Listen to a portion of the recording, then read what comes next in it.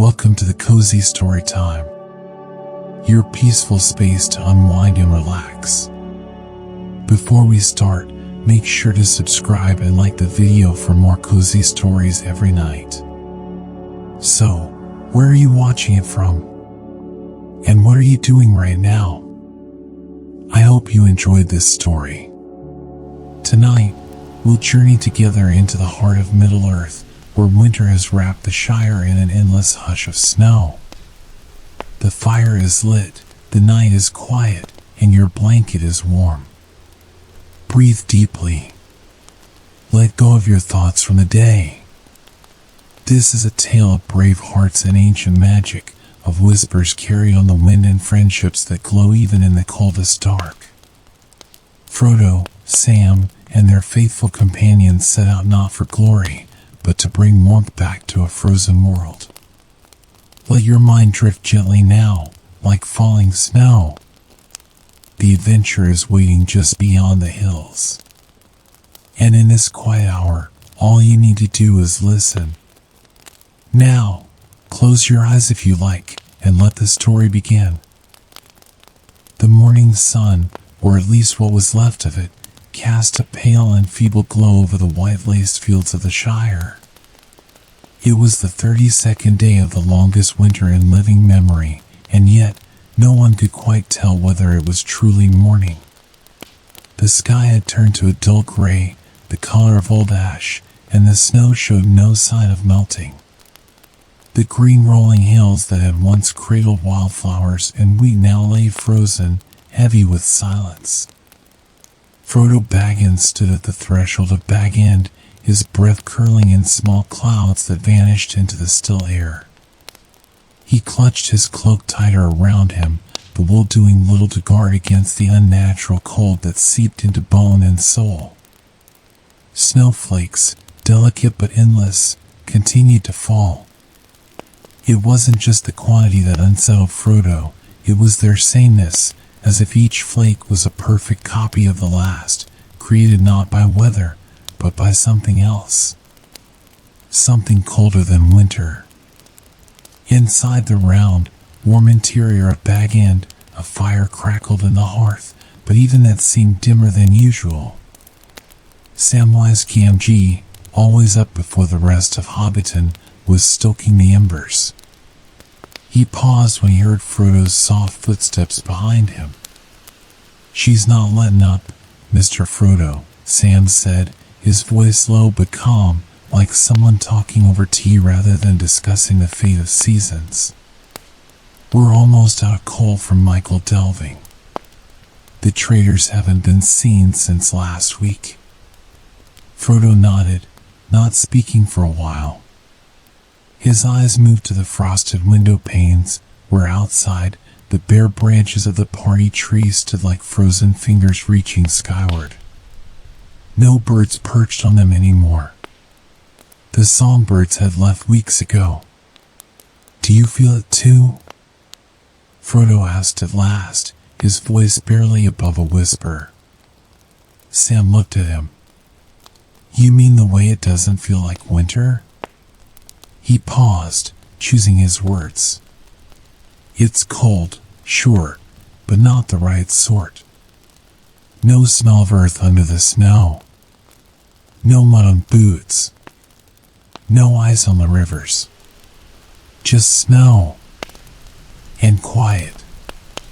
Too quiet." Frodo turned from the window. "It's not natural. This isn't like any winter I've known. And I've known many, Sam. Even the old tales didn't speak of one such as this." A low thud echoed against the door, a soft but deliberate knock. Frodo turned quickly, surprised. Few hobbits ventured out in this cold, and fewer still came calling unannounced.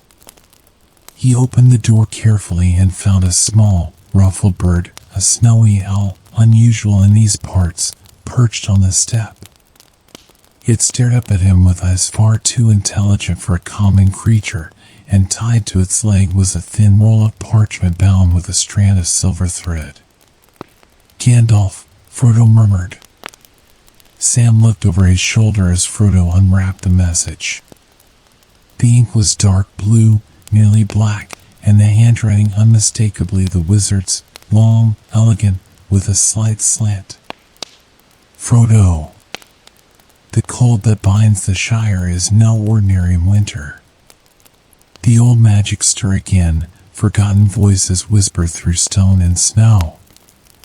There is a tower in the north, long buried, long silent.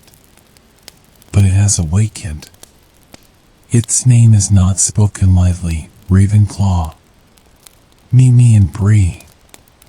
Come quietly, but come soon. G. Frodo reread the letter twice before looking up. The owl was gone. It had vanished into the falling snow, leaving no tracks behind. Sam broke the silence. Ravenclaw Tower. Sounds like something out of one of them ghost stories. Frodo folded the letter carefully and tucked it into the breast of his coat. It's not a ghost story if Gandalf writes it. He wouldn't ask unless it mattered. But what could a tower up north have to do with our weather? Frodo didn't answer right away. He returned to the hearth and sat in one of the armchairs, his fingers curling around a warm mug Sam had thoughtfully poured. He took a sip and stared into the fire.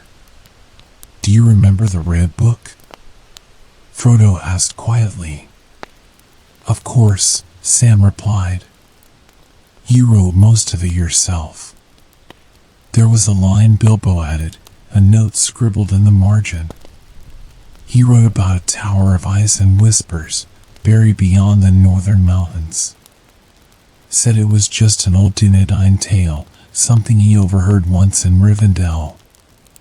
But he marked it twice with ink, said it gave him the shivers. Sam's brow furrowed. You think this Ravenclaw Tower, it's real? I think, Frodo said slowly, that the world is full of things we hope we'd never have to see again. And they are stirring, Sam. That afternoon, they walked through Hobbiton to check on neighbors.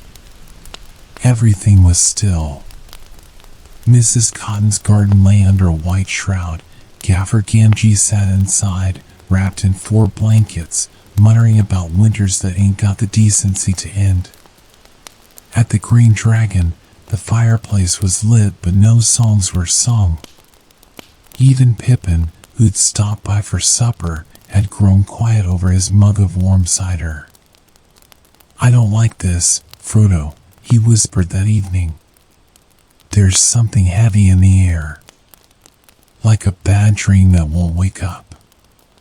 Frodo didn't disagree. That night, sleep came slowly. When it did, it was filled with strange images, a tall tower silhouetted in moonlight, its spires twisted like fingers reaching to the stars. Whispers echoed through its empty halls in a language he didn't know but somehow understood. Over and over, one word rang clear above the rest, unthaw. He awoke at dawn, though again, dawn was only a pale shift in grayness, and made up his mind. We're going to Bree, he told Sam. Sam was already packing food. Thought you'd say that, he said with a tired but loyal smile.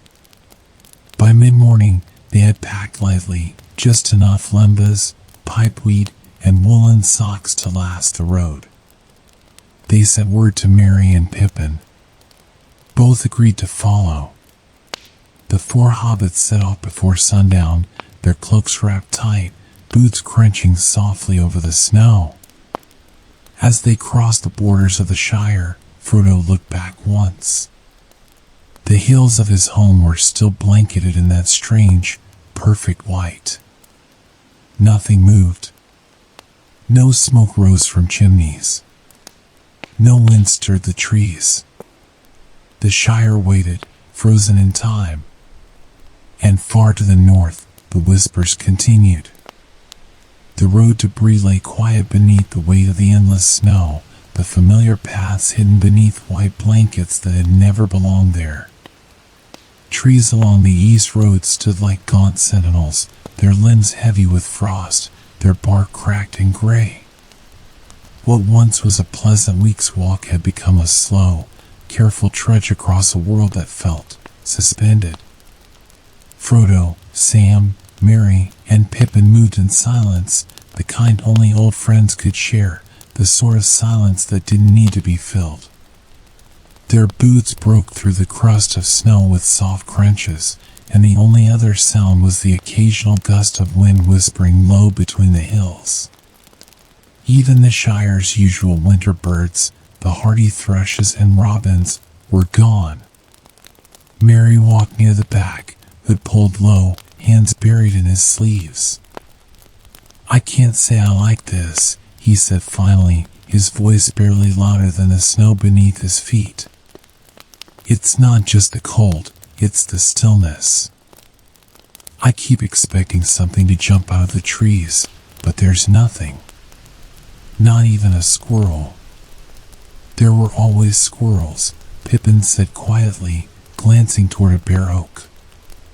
"Even in winter. Remember that one that threw a nut at your head?" "I remember that you laughed until you fell into the stream," Merry said, almost smiling. Frodo listened to them with a distant fondness, but his eyes stayed fixed ahead. Gandalf's words haunted him more than he wanted to admit. The tower in the north, the ancient whispers. He kept touching the parchment in his coat as though to remind himself it was real. Bree was only 2 days away if the weather held, but nothing about this winter could be trusted. On the second evening, they made camp beneath the wide eaves of a crumbling stone wall, one of the old wayposts that marked the King's Road in forgotten days. Sam lit a small fire with careful hands, shielding the sparks from the wind with his cloak.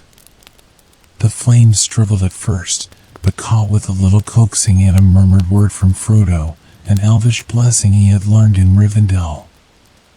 Once the warmth settled in, they sat in a tight circle, drinking tea and sharing what little they had brought. The night sky above was unusually clear, filled with stars that glittered like frost on glass. And yet, even under their beauty, the air carried that strange heaviness, like breath held too long. Pippin broke the silence. "So what do we know about this tower?" he asked, his voice low. Frodo stared into the flames. "Only what Gandalf wrote. That it's old. Forgotten. And that something inside it is awake." Merry furrowed his brow. "Why would a tower buried in the north affect our weather here?" "That's what we're going to find out," Frodo said. Sam added, "I don't like the name, neither. Ravenclaw. Sounds sharp. Cold." They grew quiet again after that. In the stillness, the fire crackled and hissed as though answering the silence. Somewhere far in the woods, something moved, not close, not threatening, but distant. A creak. A crunch. Then silence again. Pippin leaned closer to the fire. "I miss the Shire already." Frodo smiled faintly. "We'll see it green again."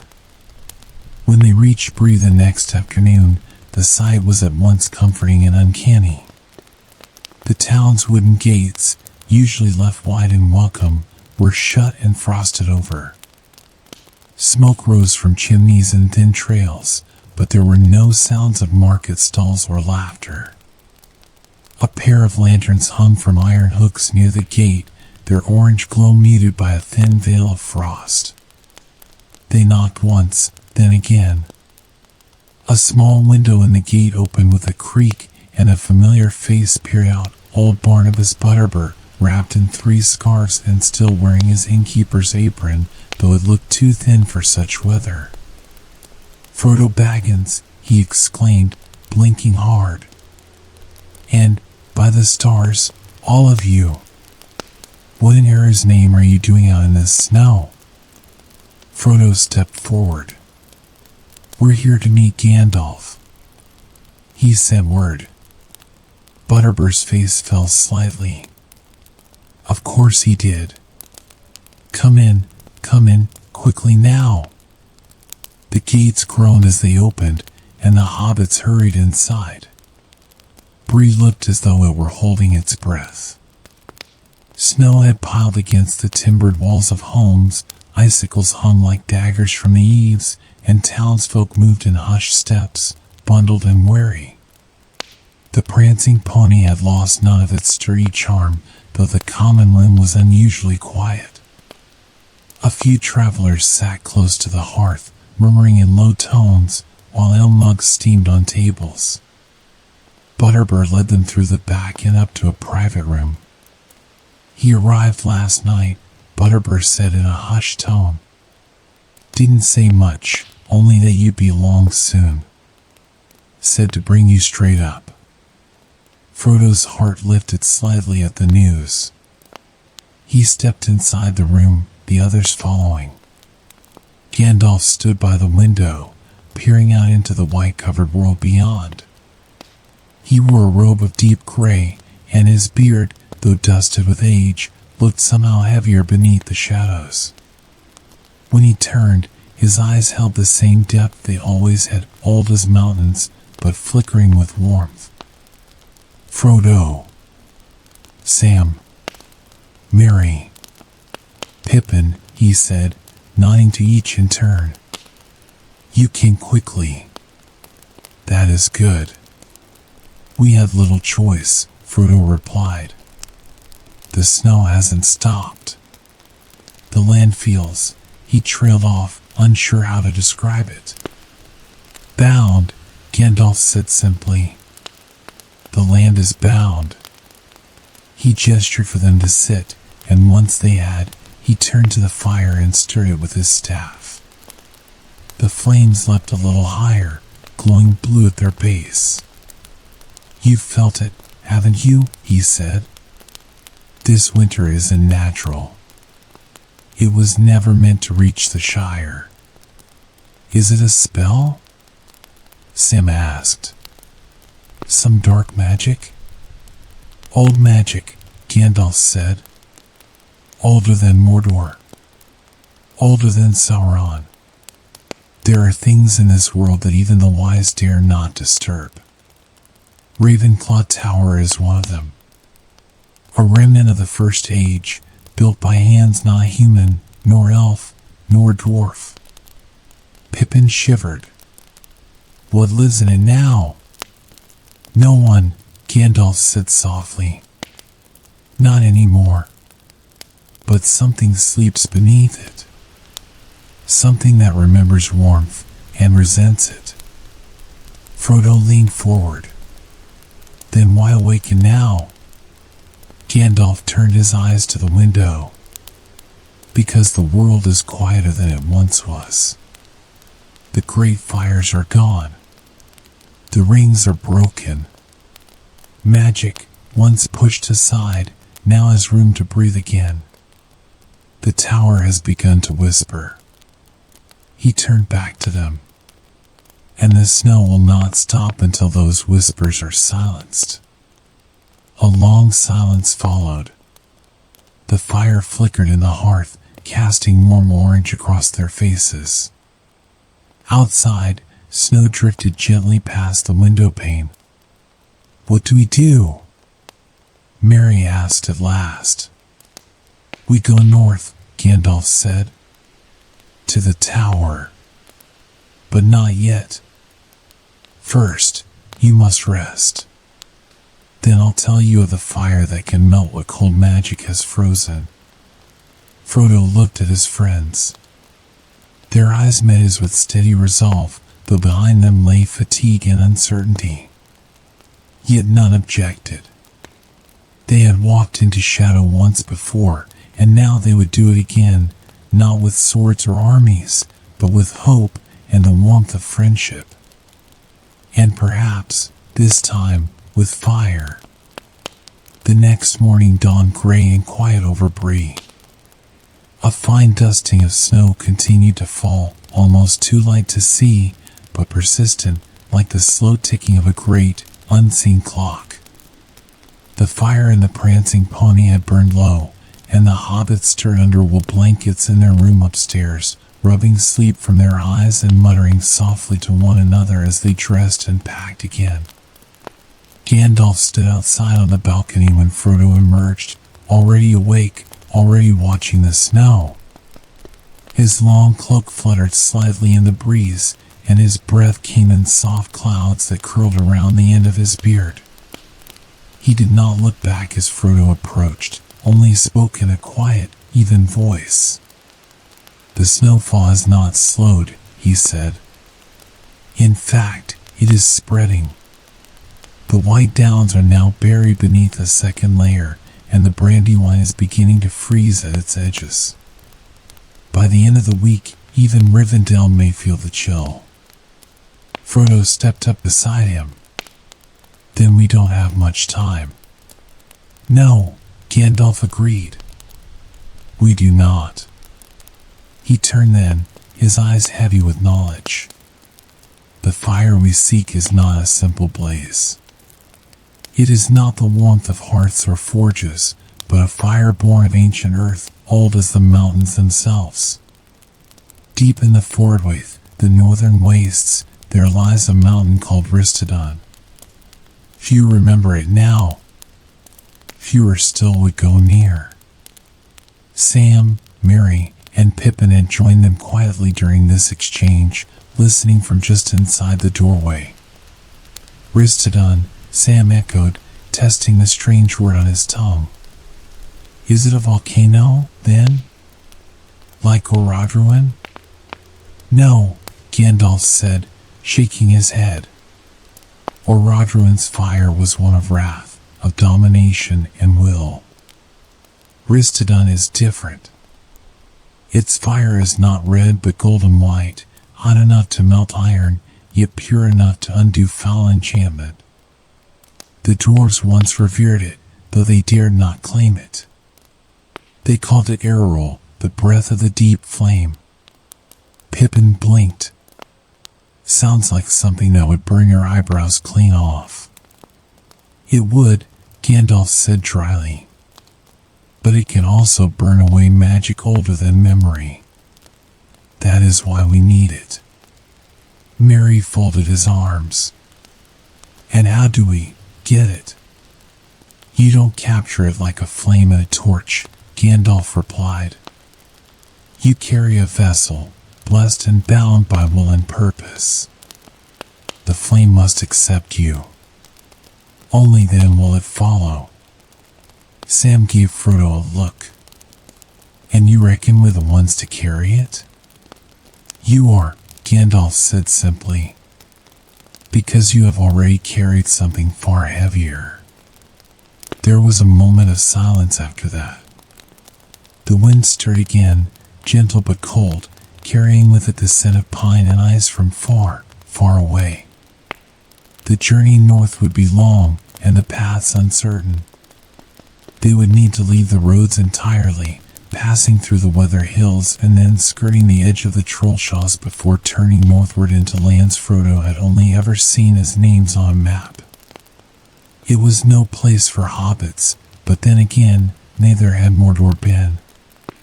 They left Bree before noon, after stocking up on travel bread, salted meats, and warm cloaks offered by Butterbur and a few kind townsfolk. Gandalf had retrieved something of his own from the inn cellar, a staff bound in iron near the top, etched with runes that shimmered faintly when touched by snow. He leaned on it as they walked, not because he needed it, but because the air had begun to grow heavier with each mile north.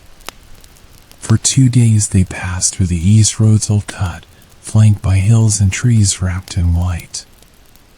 Occasionally, they glimpsed distant shapes, lone travelers, small animals, once even a deer, but all passed in silence, as if afraid to speak. There was a hush to the world, and even Pippin's tongue grew still. On the third day, The group climbed the western slopes of the Weather Hills, the wind sharper now, the snow deeper. The skies darkened steadily, not with storm but with something more ancient, a gloom that hung without weight, like the breath of something sleeping beneath the earth.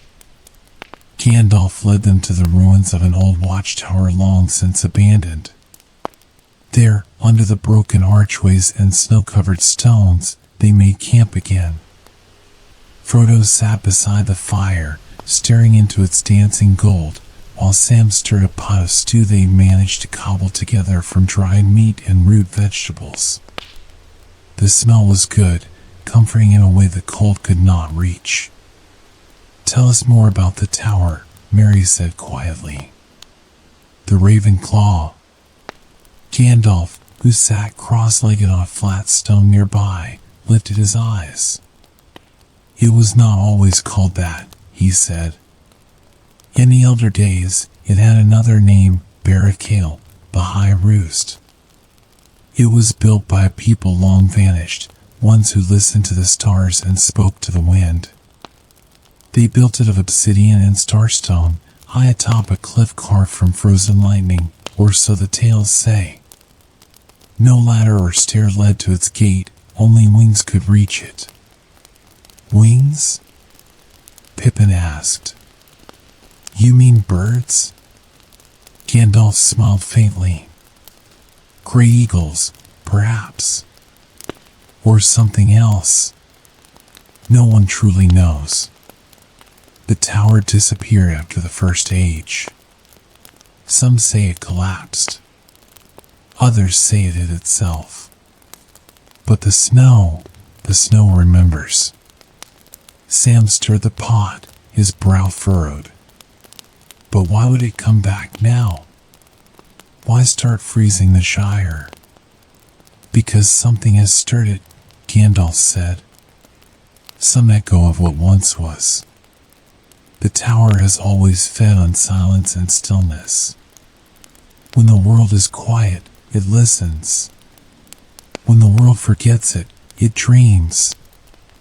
And now, it dreams of winter." Frodo felt a cold shiver pass down his spine, one that had nothing to do with the wind. "Can it be stopped?" he asked. "Yes," Gandalf said.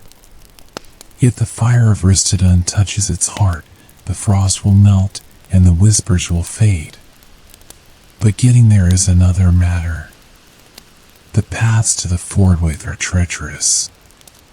Mountains move like waves, snow falls in sheets, and there are things that walk beneath the ice. None of them slept well that night. The wind howled more fiercely than before, threading through the stonework like a chorus of mourners. Frodo dreamed of a tower with no doors, rising endlessly into the sky. Around it, snowflakes fell in perfect silence. And above it, a single raven circled, black against the gray, its wings cutting the air like blades.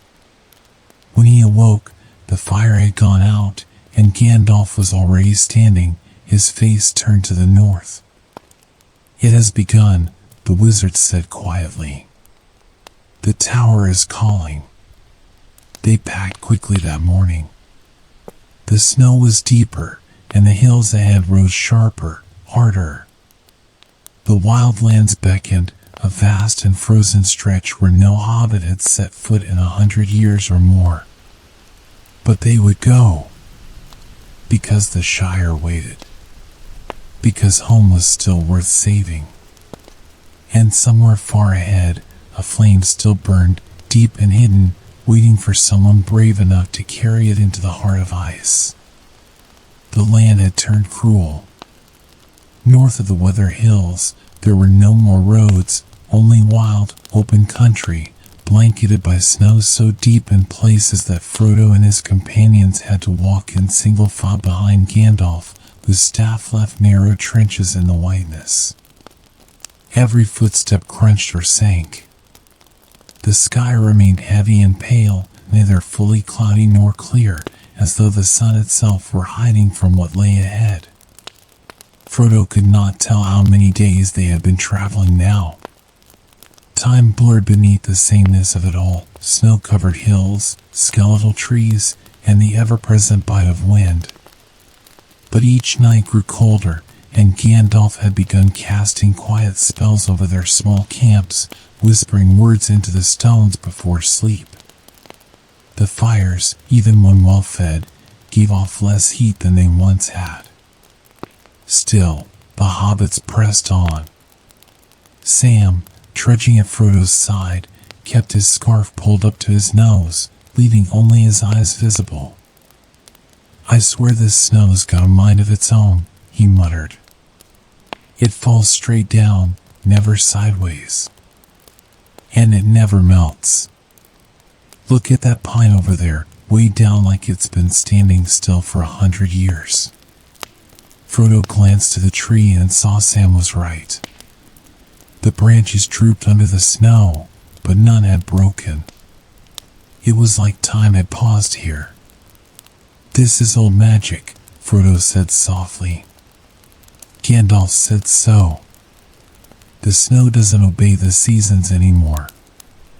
Pippin and Merry, bringing up the rear, had stopped trying to joke or talk much at all. Their energy, once so bright, had dulled under the weight of the cold and the oppressive stillness that seemed to grow with each passing mile. Late one afternoon, as the sun sank low and the horizon painted itself in brief, pinkish gold, the land ahead opened into a narrow gorge flanked by jagged black rocks that jutted out from the snow like the spines of some ancient creature. A trickle of wind blew down from the crevice, sharper and colder than before. Gandalf stopped at the edge and turned to them.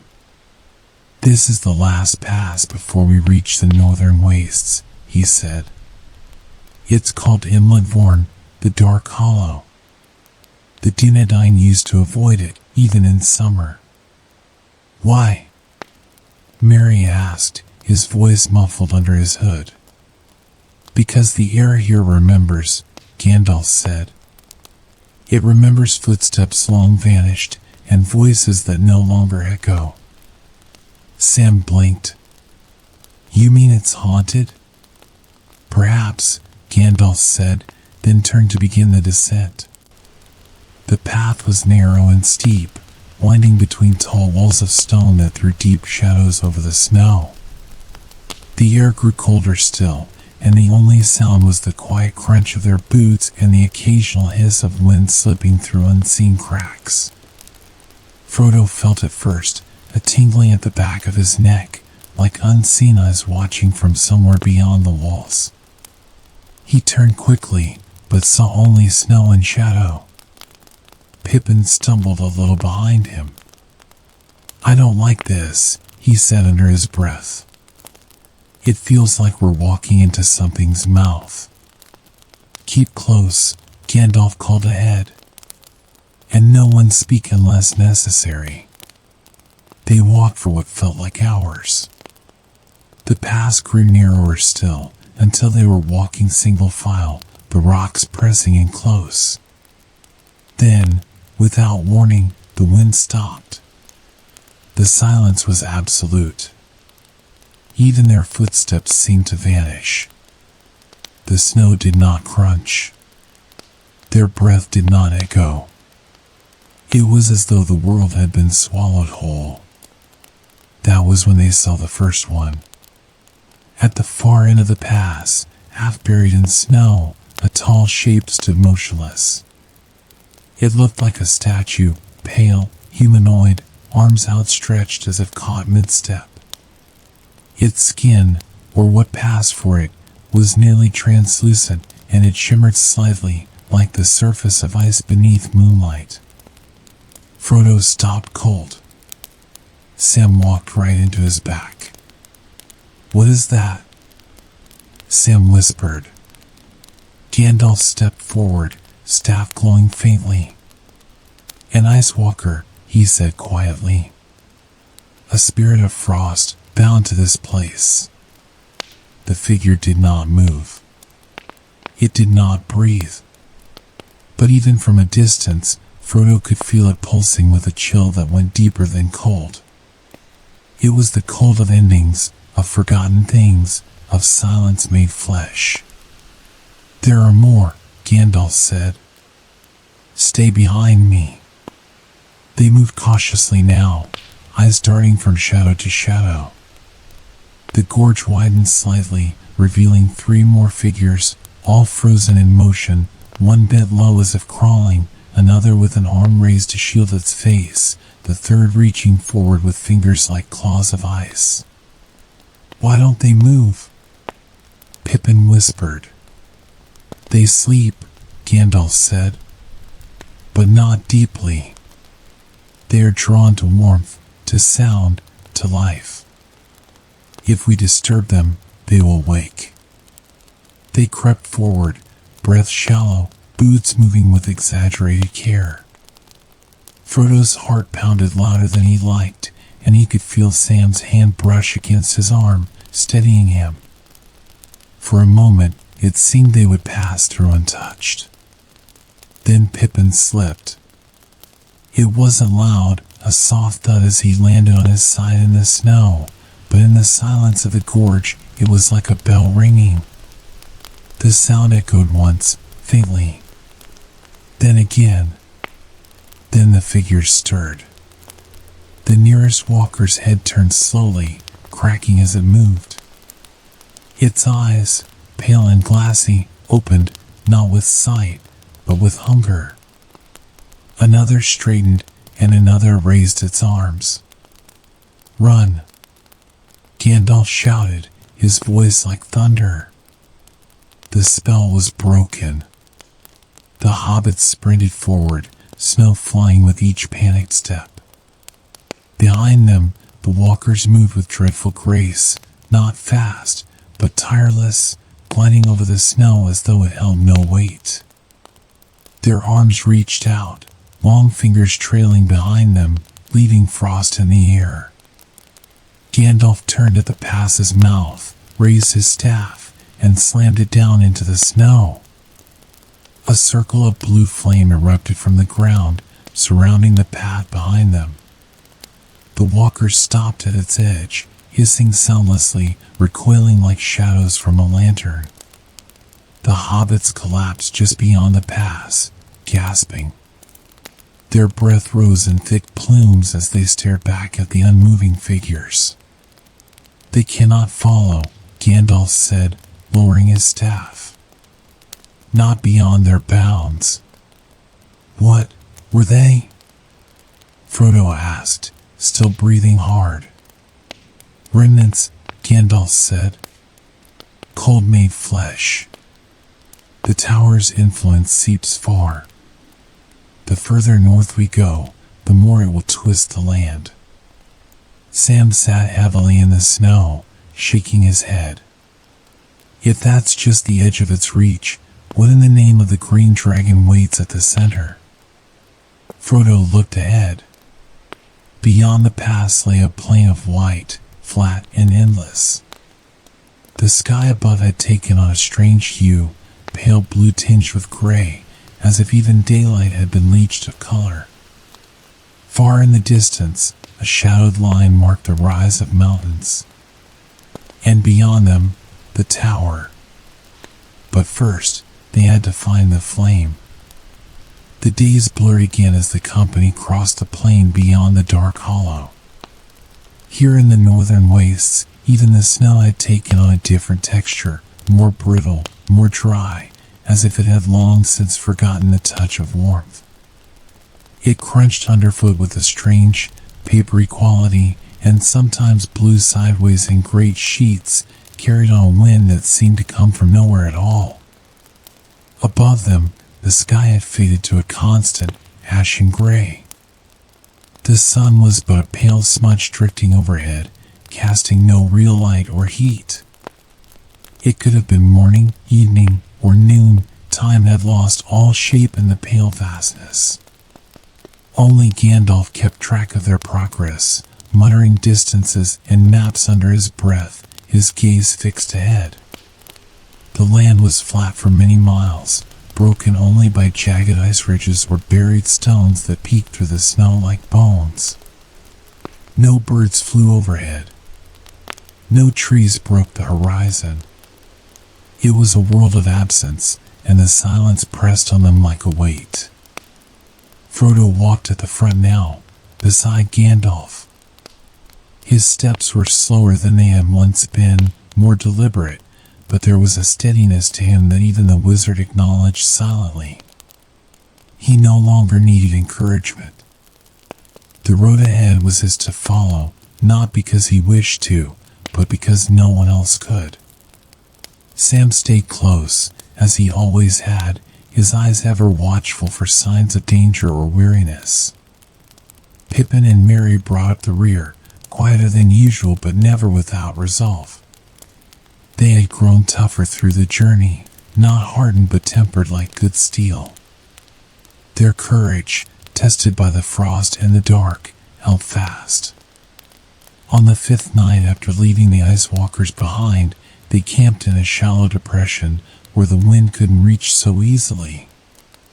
Gandalf built a fire, but even the flames seemed reluctant, flickering low and small, as if fearful of being noticed. Frodo sat near the edge of the camp, sipping hot water from his tin mug and staring out into the empty dark. "Do you ever think," he said quietly, "that the world is folding in on itself?" Sam looked over, his breath fogging the air. "How do you mean?" "This place," Frodo said. "It's like we're walking through memory, not a real place, but someone's faded recollection of one. Like the land forgot what it was supposed to be." Sam nodded slowly. "Maybe it has. Or maybe something's made it forget." That night, Frodo dreamed again, not of fire, as he had before, but of stone and shadow. He stood before a great gate carved into a mountain's face, the rock dark and veined with glowing gold. The door pulsed with heat, yet frost clung to its edges. And behind it, he heard whispers. Not cruel, not harsh, but ancient, tired, and endless. When he awoke, Gandalf was already preparing them to move. "We draw near," the wizard said. The foothills of the Fire Mount lie just beyond that ridge. They climbed for half a day, the flat plain giving way to rolling hills blanketed in icy snow. The terrain became more treacherous, forcing them to scramble over frozen stones and deep drifts that had holes beneath the surface. At midday, they reached the top of the final rise, and beheld it. Ristadun. The mountain loomed to the north, a jagged spire of black and crimson stone, rising from the earth like a shard of night. Unlike the surrounding land, it was not covered in snow. A ring of barren rock encircled it, dry and cracked, as if the mountain rejected the cold. Wisps of steam rose from fissures along its base, and the air shimmered faintly around it. "It's alive," Pippin said, barely above a whisper. Gandalf nodded. "Yes. And it knows we're here." They descended quickly, crossing the final stretch toward the mountain's base. The warmth grew with every step, and soon they felt sweat on their brows for the first time in weeks. But it wasn't comforting. The heat was thick, heavy, and oddly stale, like breathing through wool. The land beneath their feet changed. The snow vanished entirely, replaced by scorched earth and reddish stone that cracked under their boots. Pools of slow-moving magma glowed in narrow veins along the ground, and strange crystals jutted from the rock, amber, gold, and black, humming faintly. "Is it safe?" Merry asked, eyeing a jagged ridge of obsidian. "No," Gandalf said, "but it's necessary." They reached the base of a cliff where a narrow path wound up the side of the mountain. The way was steep, cut long ago by hands long vanished, and lined with old carvings worn down by time and heat. Most were unreadable, but a few shapes remained: fire, sunbursts, and symbols that looked like wings wrapped around flame. The dwarves once came here, Gandalf said, touching one. But even they dared not settle.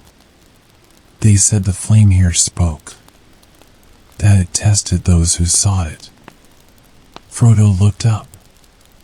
Do we climb? Gandalf turned to him. We climb. The ascent was slow and grueling. The heat increased with every turn, and the path narrowed in places so that they had to press against the rock face to avoid slipping into the ravine below.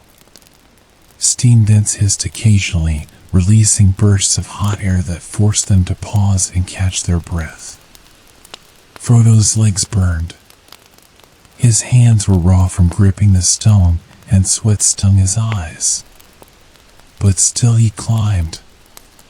Not out of strength, but out of purpose. Each step forward was a refusal, a quiet, stubborn declaration that the cold would not win. At last, they reached a ledge near the summit, where a wide opening gaped into the heart of the mountain. A low, rhythmic sound pulsed from within, not a roar, not a groan, but something older. Like breathing. This is it, Gandalf said. The Hall of Flame.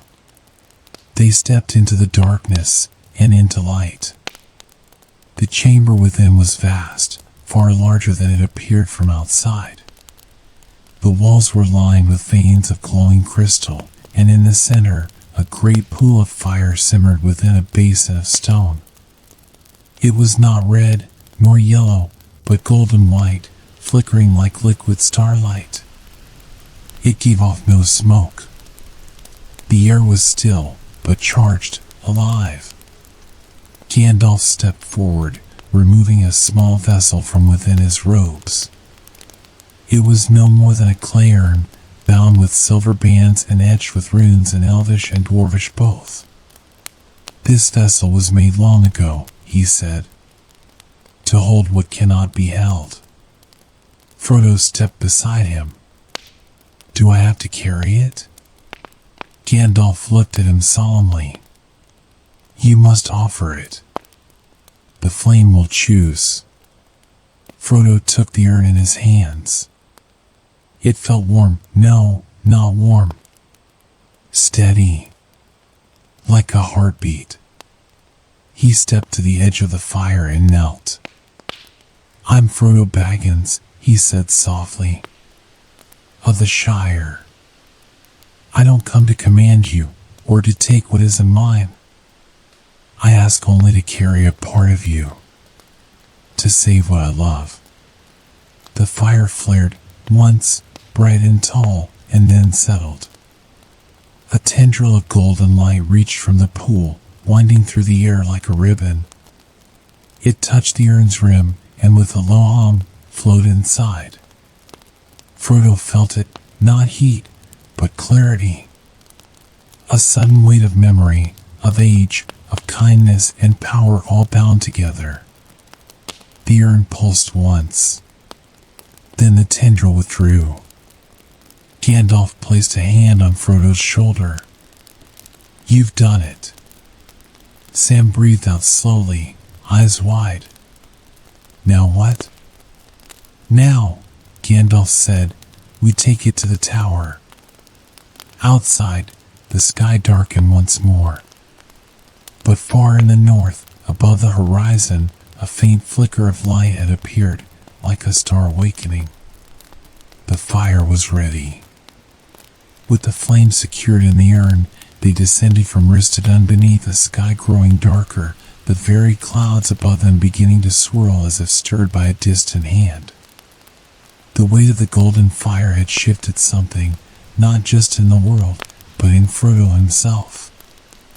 Though the urn was small and cradled easily in his arms, he could feel its presence humming in his chest like a second heart.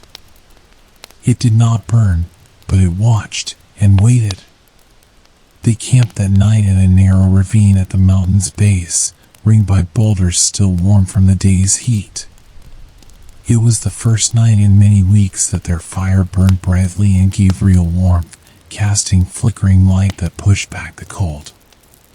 The hobbits sat close together, and even Pippin found enough strength to hum an old Shire tune under his breath. But Gandalf did not rest. He stood alone at the edge of the camp, eyes turned northward where the horizon had begun to shimmer with an unnatural blue light. There was no moon that night, yet the land glowed faintly, as if frost itself had grown luminous. The tower was near. The next morning, they set off again, the snow returning as soon as the warmth of Ristadun was behind them. But the flame changed things. The frost hissed beneath Frodo's feet, curling away from him in narrow, melting paths as though wary of what he carried. Trees that had once stood petrified with ice now bent and wept slowly, droplets forming on blackened branches.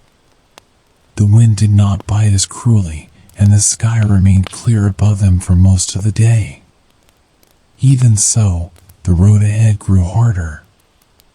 As they neared the final stretch toward the Ravenclaw Tower, that old, forgotten stronghold whose name Gandalf still refused to speak aloud, the land turned strange.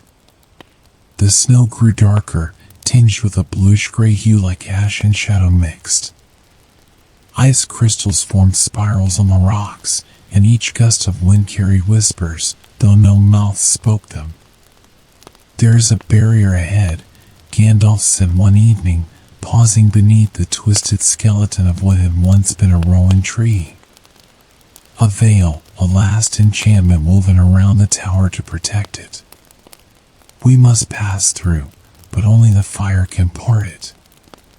"What is it?" Frodo asked, holding the urn tighter.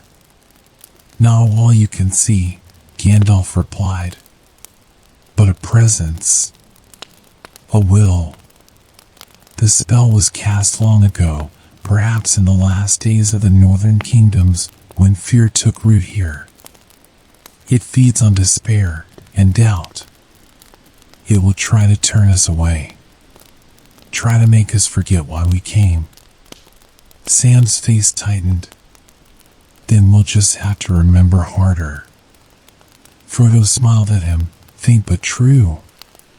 The next day, they reached the edge of the vale. It was not marked by a stone or cliff or banner, but they knew the moment they crossed into it.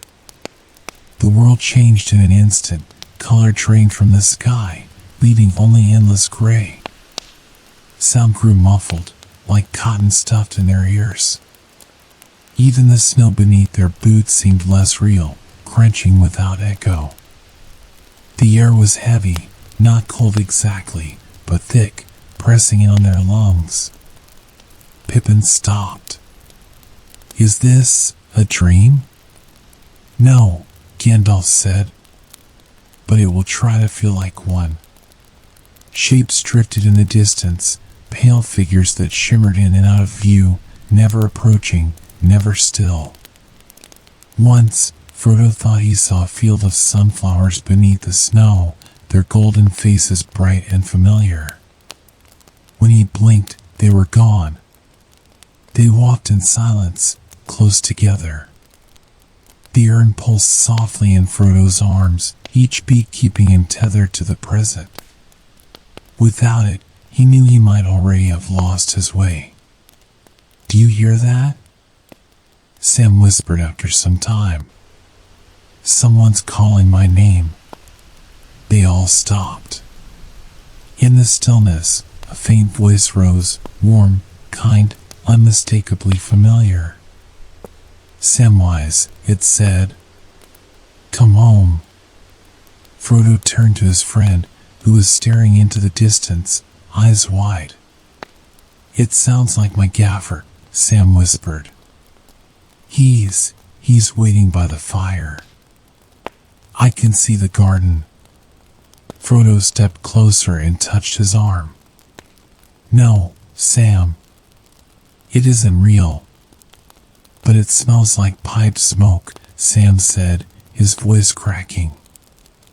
"I can feel the grass under my feet." "Hold on to me," Frodo said, reaching out his hand. We have to keep moving. Slowly, Sam blinked, then shook his head hard, squeezing Frodo's hand like a lifeline. Right. I'm with you. Pippin and Merry were struggling too. Merry kept turning his head, as if hearing a flute in the distance. Pippin had tears in his eyes, staring at nothing, muttering something about apple tarts and summer fairs. Frodo gathered them in, wrapping his arms around them. Stay with me. Please. The flame in the urn brightened for a moment, casting a golden glow that pushed back the mist around them. With it came warmth and memory and clarity. The hobbits breathed in sharply as the illusion shattered. Gandalf, standing nearby, nodded. Good. Keep close to Frodo. You are his light, and he yours. They walked on, the veil growing thicker. At times, Frodo felt as though he were walking through water. Memories pressed against him, not false ones, but true. He saw Bilbo, sitting by the hearth at Bag End. He saw his parents wading across the Brandywine River. He saw Rosie Cotton dancing under the party tree. The weight of what might never be again threatened to crush him. But the flame burned on. The final trial came as they approached the base of the tower. A great arch of ice rose before them, impossibly tall, covered in runes that glowed faintly blue. The air around it crackled with invisible power. Beneath it stood a figure. It was Frodo. Or something that looked like him. This other Frodo was pale, eyes ringed with shadow, and he carried no flame. He looked older, worn thin by sorrow. He raised a hand and spoke in a voice that was soft, but cut deep. You've come far, he said. But not far enough. Frodo stared at him, heart pounding. You're not real. I'm the part of you that knows the truth, the Shade said. The Shire is already lost. Even if you succeed, you'll never be the same. This journey has changed you, broken you. Maybe, Frodo whispered. But I'm not done yet. You carry a flame that doesn't belong to you, the Shade said. It will consume you. Frodo stepped forward. The flame pulsed again, bright as the sun. Then let it consume the ice first. The Shade faltered, eyes wide, and then dissolved into mist. The arch trembled, then cracked. With a sound like thunder, the veil broke. The world snapped back into focus. And there, towering above them, was the Ravenclaw Tower. It was taller than Minas Tirith, forged from black stone streaked with veins of ice. Its spires reached like fingers into the sky, and lightning danced around its peak. Great windows, dark and watchful, lined its face, and in its crown a single light burned, cold, blue, unwavering. The final path lay ahead. And Frodo, holding the flame, stepped forward. The wind howled like a living thing around the Ravenclaw Tower as Frodo and his companions stood before its iron gates, each one carved with tangled glyphs that shimmered faintly beneath the frost. The great doors were sealed with a lattice of ice so clear it looked like glass. And beyond that barrier lay the heart of the spell, the cradle of the endless winter that had swallowed the Shire and the lands beyond. Gandalf stepped forward and placed his palm upon the ice. A flicker of blue light leapt from the surface and danced along his sleeve, but he did not flinch. This place was sealed with old magic, he murmured, eyes narrowing. Magic born of fear. And pain. Frodo held the urn of flame close, its golden light undimmed even here. Is this the end? Perhaps, Gandalf said. Or the beginning of the end. He turned to the hobbits, his expression softened by weariness. What lies beyond this gate may twist your thoughts. You must trust yourselves, and each other. I trust Frodo, Sam said immediately, his hand on his friend's shoulder. We all do. Pippin nodded. We came this far together. We'll go through together. Gandalf drew a deep breath and lifted his staff. With a sharp word in a forgotten tongue, he brought it down against the ice. There was a sound like thunder cracking through bone. The lattice of frost shattered, and the great doors creaked open slowly, groaning under the weight of centuries. Cold air spilled out like smoke, but beneath it was something stranger, a smell like old parchment and ash, familiar and forgotten all at once. They stepped inside. The tower was unlike anything they had imagined. The walls were not built of stone alone, but of ice fused with crystal and veins of black metal, rising into impossible arches that twisted above them like branches in a dead forest. Blue fire burned in sconces that gave no warmth. Strange murals adorned the walls, depicting scenes of winter swallowing green lands, of kings with crowns of snow, of a tower piercing the sky above a world left frozen. It wasn't always like this, Gandalf said softly. This place was once a sanctuary. A place of learning. They moved deeper through winding halls and stairways that shifted as they climbed. At times, the steps seemed to spiral longer than they should, bending space itself. Doors appeared where there had been none. Once, Merry opened one, only to find a reflection of their camp at the edge of the Shire, a memory, perfectly preserved. It's trying to pull us back, Frodo said. Or apart, Gandalf replied. They pressed on. As they climbed, the air grew colder, heavier, though the flame in Frodo's arms kept the worst of it at bay. But the tower was not silent.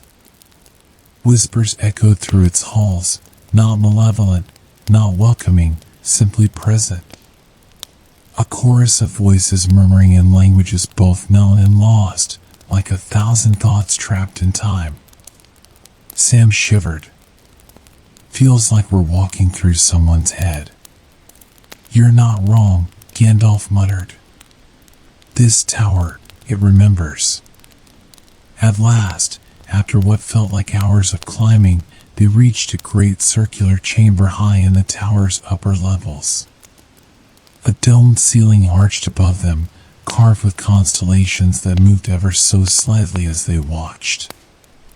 In the center of the room stood a pedestal of black stone, and atop it, a shard of crystal, pulsing with blue light. The source of the spell. Frodo took a step forward, but the air shimmered, and something emerged. A figure, tall and gaunt, cloaked in long robes of white and gray. His face was sharp, cold, and ageless, though his eyes held depths that stretched beyond mortal memory. His voice, when he spoke, echoed with sorrow.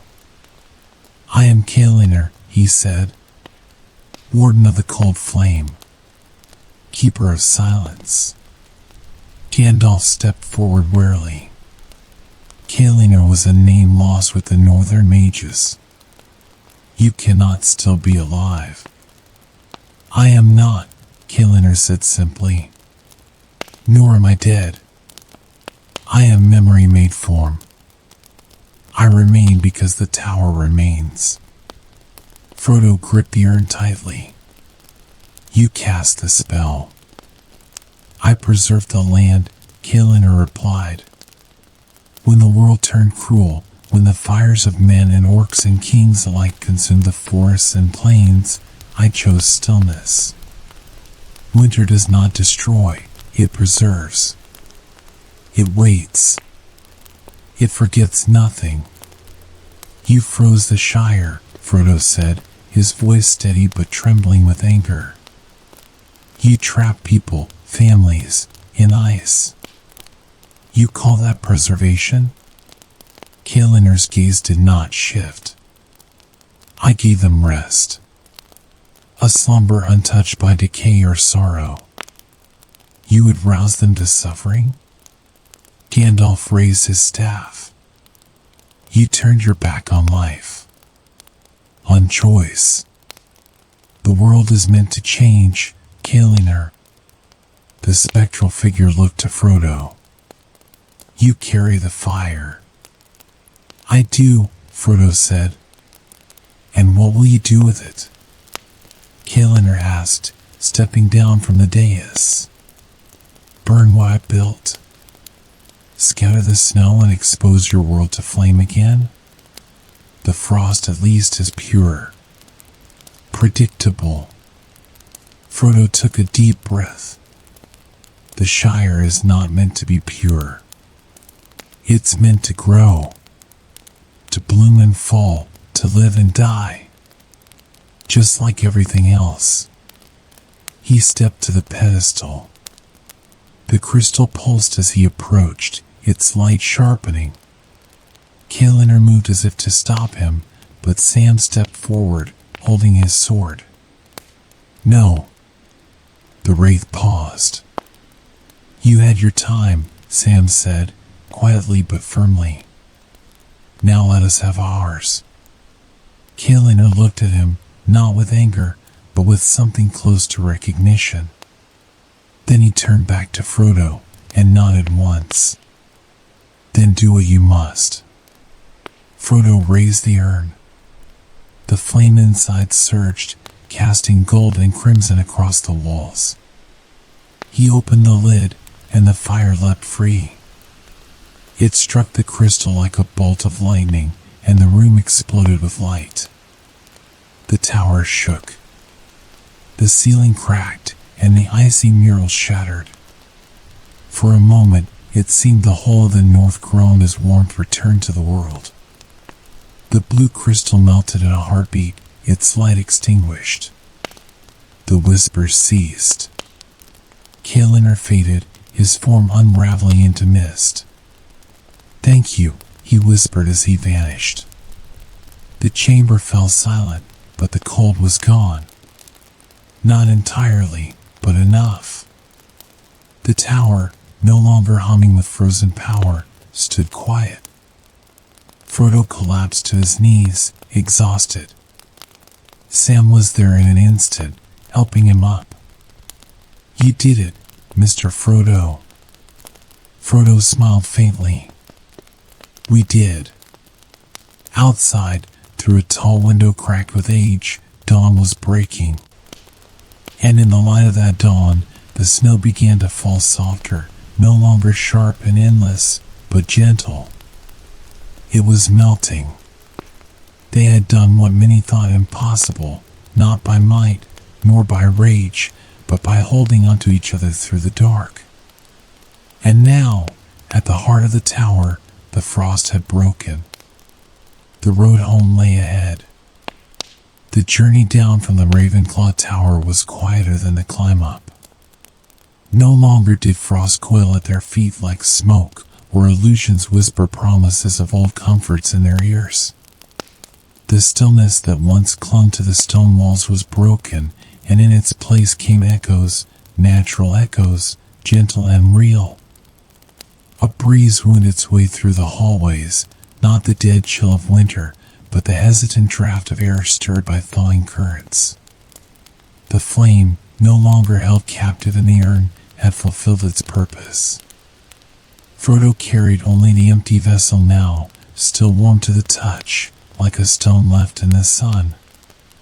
They descended carefully, the tower groaning and shifting as if adjusting to its long-delayed awakening. Above them, spires cracked and icicles snapped from ledges like brittle glass. One final time, they looked back at the chamber where the shard of Kaliner's spell had stood, now only blackened stone and broken crystal fragments. What had once been a prison of timeless cold now lay in quiet, forgotten peace. "I never thought I missed the snow," Mary said, adjusting his pack as they stepped through the broken gates of the tower. "You'll see it again," Gandalf replied. "But as it's meant to be, passing. Not a sentence." Outside, the sky had shifted. Where once only gray clouds had hung like iron curtains, now streaks of dawnlight slipped through. Not gold yet, but peach and pearl, softening the horizon. The land below the tower stretched out in silence, valleys white with lingering snow, but patches of brown earth began to show. The spell had been undone, not erased, but broken open to change. They made their way south, toward the plains of Fernost and the river beyond. The days passed gently, and they found, to their relief, that the unnatural storms no longer harried them. Once, they passed a grove of trees where the branches dripped steadily, shedding ice like tears, and tiny green buds showed near the base of one old oak. "I never knew how loud melting could be," Pippin mused, listening to the gentle patter around them. Sam stooped and picked up a small, frozen acorn half submerged in a puddle of slush. Things are remembering themselves. And indeed, so was the world. As they traveled, they met others, a band of rangers who had been trapped near the hills and were just now emerging, a family from Bree who had fled south but were beginning their long trek homeward. Each time Frodo and the others told their story, they kept it simple. The tower had fallen. The cold had passed. The land was waking. But those they met could feel more in the hobbit's quiet presence. Something had shifted.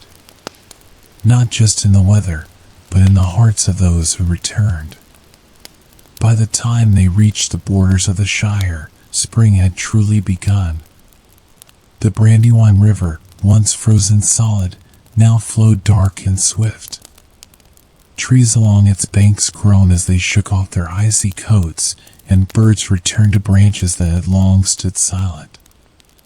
The four hobbits stopped and stood for a while before crossing, simply watching the water run. Frodo found himself overwhelmed by it, the motion, the sound, the wet smell of earth and moss. "Feels like years since we left," Mary said softly. "It was winter when we crossed," Sam murmured, brushing his fingers over the bridge railing. But not just outside. Gandalf did not cross with them. He remained at the edge of the wood, leaning on his staff. When Frodo turned to him, the wizard smiled, gently. "You've done what you were meant to," Gandalf said. "More than many ever will.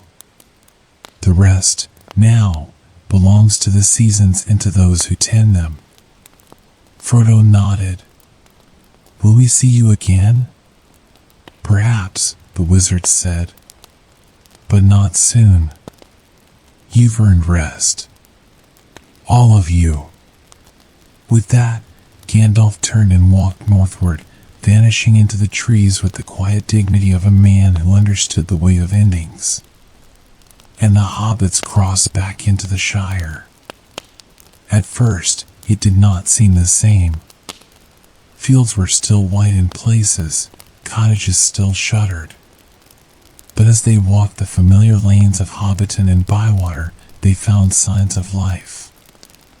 Warmth. A fire in a hearth. The smell of bread. Children running across muddy paths. Laughter, hesitant, but true. When Frodo finally returned to Bag End, he stood for a long time at the green, round door. Sam placed a hand on his shoulder. "Home." "Yes," Frodo said. "Though it feels smaller than I remembered." "You've grown, Mr. Frodo." They entered. Inside, everything was as it had been left, untouched, but preserved beneath a thin layer of chill. Frodo walked room to room, brushing his fingers over books, shelves, walls. The kettle still hung beside the hearth, and a single candle sat unburned on the mantel. With a flick of his hand, Sam lit it, and the flame flickered, casting dancing shadows along the curved ceiling. Later, they gathered at the party tree, now dripping gently with thaw, and sat in the quiet light of early evening. Hobbits from across the region came in ones and twos, curious, wary, and then with widening smiles. They brought pies, blankets, mugs of warm cider. Soon, songs were being hummed, pipes were being passed, and stories were being told again. Frodo listened more than he spoke. He watched as Pippin told a wild tale to a group of children, his hands animated. He saw Merry tracing maps in the dirt for a group of wide-eyed brandybucks. And Sam was sitting with Rosie, her hand tucked into his, and a gentle smile on his face that made Frodo's heart both ache and ease. As the stars blinked into the sky, someone handed Frodo a mug of cider. He held it, warming his hands. "You'll write it, won't you?" a voice said beside him. He turned. Bilbo's old friend, Old Holman, had sat beside him. "Write what?" Frodo asked. "What you saw. What you did." Frodo looked out at the flickering firelight under the party tree, at the snow melting into the soil, at the smoke curling up from chimneys. He thought of Kaeliner, of the flame, of the Ravenclaw Tower and its haunted silence. And he nodded. "Yes," he said. "Someday." That night, as the fire burned low and the stars wheeled overhead, Frodo sat by the window in his study. The frost had melted from the panes. He opened a book, blank, bound in leather, and dipped his quill into ink. He began to write. In the winter that would not end, we learned what it meant to carry warmth not just in our hands, but in our hearts. Outside, the first crocuses pushed through the soil. And far away, deep in the heart of Middle-earth, spring exhaled its first breath. Thank you for joining me tonight in this peaceful journey through Middle-earth. I hope this story has wrapped around you like a warm blanket, easing the weight of the day and leaving you with a sense of calm. As the night deepens, let your mind rest and your body relax. The world outside will continue its rhythm, but for now, you are here, in this moment, with all the quiet and comfort you need. Remember, tomorrow is a new day, full of new stories and new adventures. But for now, let the sleep you deserve carry you softly into your dreams. Good night, my friend. Sleep well, and may you find peace in the stillness of the night.